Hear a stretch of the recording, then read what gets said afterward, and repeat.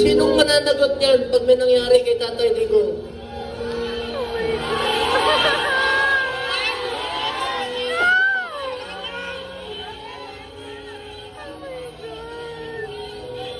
February, umpisa nung December, diyan sa Cardinal, sinamahan ko siya.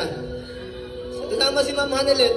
Enero, bumalik uli kami. Pebrero, bumalik uli kami. March 12 po siya schedule uli para sa pagpapagamot niya. Pero pinagkait nila. Pati gamot. Ayaw ibigay sa kanya. Alam niyo, wala siyang tsinelas. Oh my God. Pati tsinelas. Pati tsinelas niya, wala. Nakapaa. Muli namin pag-uusap, nasa aeroplano siya. Sabi ni Bingo, Atty. Mejaldea,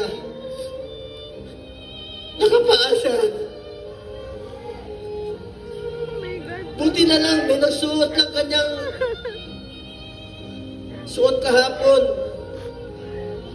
Hindi niya kaya. Ang lamig doon. Alam niyo, salamat sa piloto niya. Isang co-pilot doon. Binigay niya yung kalo niya kay Tatay Digong dahil alam niya na malamig. Binaba siya sa stretcher, mag-isa siya. Hindi alam ni Atty. Mejaldea, saan siya dinala.